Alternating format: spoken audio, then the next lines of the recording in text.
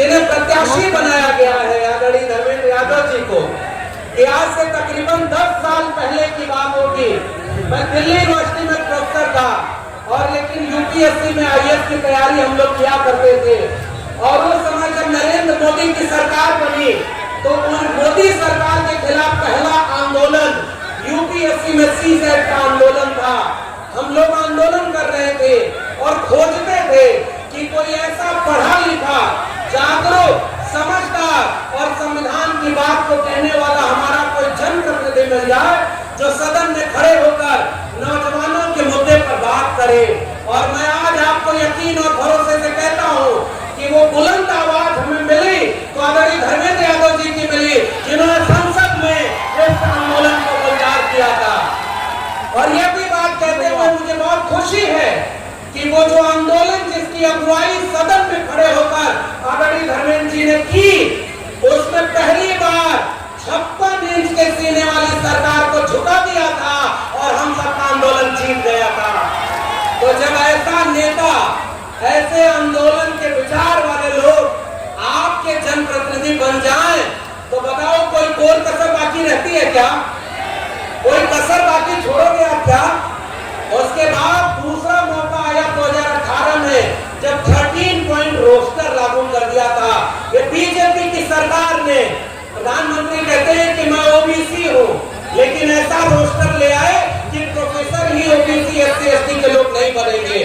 मैं तब भी याद करता हूँ उस आंदोलन को सदन में पूरे देश का आंदोलन बनाने वाला जो भाषण दिया था, पहला भाषण आदरणीय धर्मेंद्र जी का था और उस आंदोलन को भी हमने जीता था और 56 इंच की सरकार को झुकना पड़ा था।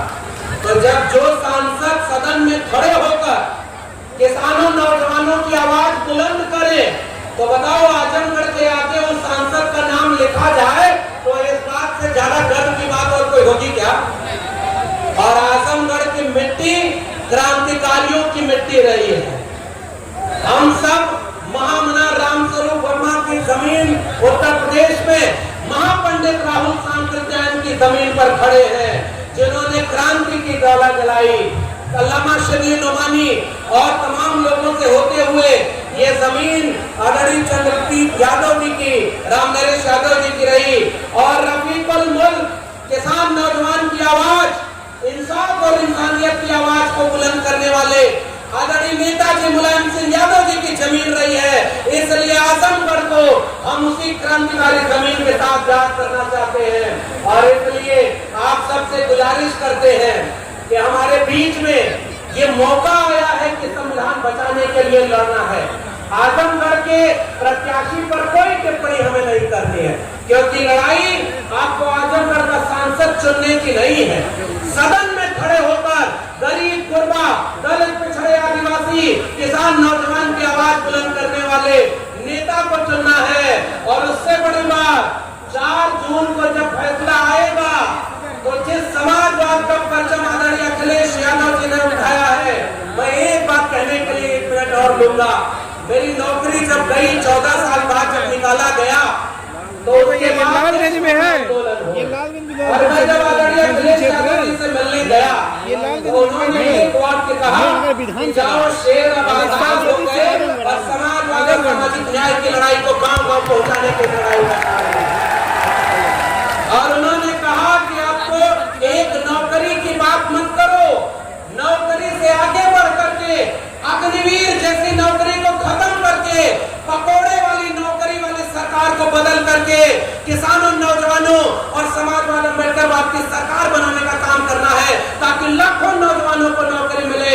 इसलिए मैं आपके बीच में आया हूँ और केवल अपील करने आया हूँ, क्योंकि बहुत सम्मानित नेता लोग बैठे हुए हैं। अपील यही करने आया हूँ। बचपन में हम लोग यहाँ भोजपुरी में कहावत सुनते थे ना कि चंदा मामा आरे आवा पारे आवा नदिया किनारे, कोरिया में दूध भात लले आवा और बाबू के मुआ में घर। सुना है कि नहीं? वहाँ तो सब कुछ देख लेते थे। आजकल एक ऐसी सरकार बनी जिसने पूरे देश को मामा बना दिया। बनाया कि नहीं बनाया? 10 साल में कोई काम किया क्या? 2 करोड़ रोजगार दिया क्या? 15 लाख रुपया आया क्या? अच्छे दिन आए क्या? बुलेट ट्रेन चली क्या? अब एक बात का और जवाब देना, आजमगढ़ में एक भाजपाइयों ने रखी क्या? ये पीजीआई किसने बनवाया? जोर से बोलिए, ये पीजीआई किसने बनवाया? ये मेडिकल कॉलेज किसने बनवाया? आजमगढ़ को कमिश्नरी किसने बनवाया? ये हवाई पट्टी किसने बनवाया? शिक्षा की अलग किसने जलाई? और मैं शुक्रिया अदा करता हूं इस मंच से आदरणीय अखिलेश यादव जी का, जो संविधान को बचाने के लिए समझौता किए हैं।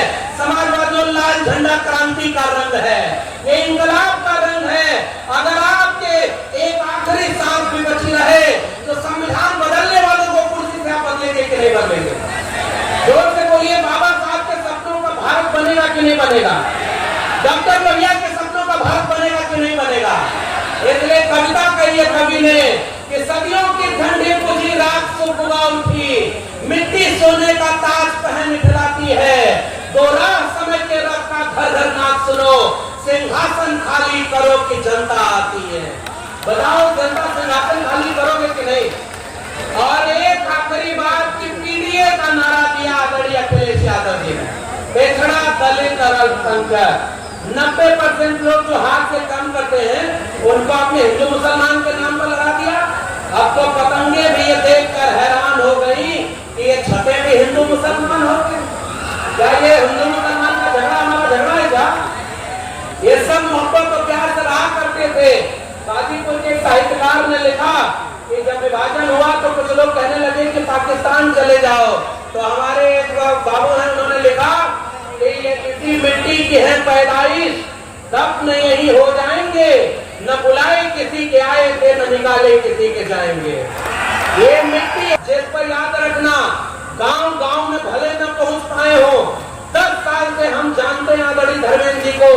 अगर 5 साल के लिए मौका मिला तो आजमगढ़ का कोई गांव नहीं बचेगा जहां कई बार आदरणीय धर्मेंद्र जी आपके बीच में नहीं आएंगे। इसलिए गुजारिश करके हम आपसे विदा लेंगे कि आप सभी लोग 25 मई, जोर से बोलिए, भूलना नहीं है, 25 मई, 25 मई।